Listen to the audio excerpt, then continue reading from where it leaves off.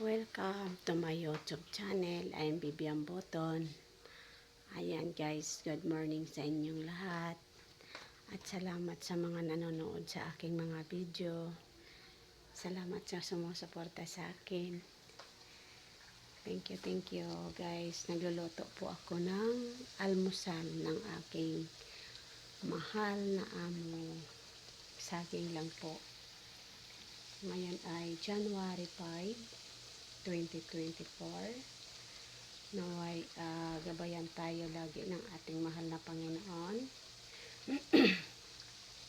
At bigyan po tayo lagi ng kalakasan ng ating katawan. At ilayo po tayo sa mga pagsubok sa buhay. Guys. At yung mga katulong dyan, ingat po tayo lagi sa lahat ng mga nanonood at sumusuporta sa aking mga video. Salamat po sa inyong tiwala sa akin. Mahal na mahal ko kayo lahat. Hindi ko man kayo kilala, at least sa inyong pagsuporta sa akin, nakikilala ko po kayo. At God bless na lang din po sa inyo. Yan po. Malapit na po ako matapos, guys. Tuduhin natin pagpapayat ang amo ko. Kasi, guys, may pustahan sila ng aking amo at sa kanyang kapatid, kuya niya, sa Pasig. 20K. So, yung 20K, pag manalo kami, 15 sa kanya, 5 sa akin. Sayang yung 5. Mga katulong, sayang. Sana manalo kami. Sa akin po nakatulong, malaking tulong na po yun sa akin na 5K. Di ba po? Lalo na may nag-aaral ako, malaking tulong na po yun. So, tagatin natin yun. Kailangan ma-achieve natin na pumayat ang amo ko. Kaso lang pag wala ako, kumakain ng bawal. Kaya yun, nangihina ako.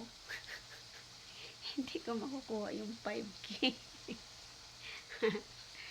Guys, tulungan nyo ako guys. Paano ba pumayat siya? Kasi, ano po ang timbang niya? 97.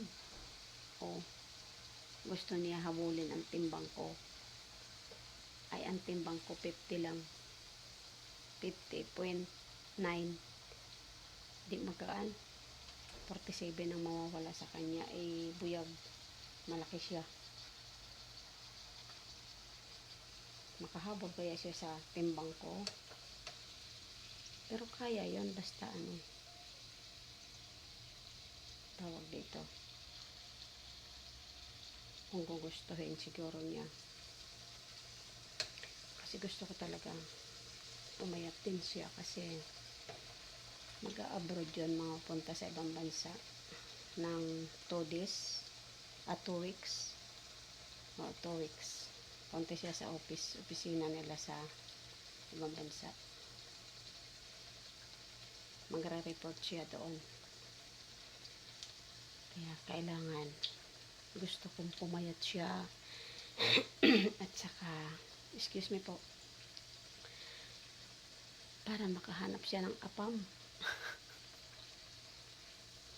Pag may apam na siya, o pwede ko na siya iwanan. Wala kasi asawa ang amo ko. Dalaga.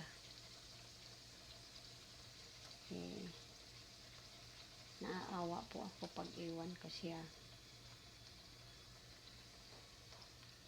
Kahit po yun, ganyan, mapera siya, pero awa ako sa trabaho na sobrang pagod na ba siya. Tapos siya pa mag-aalaga kay nanay.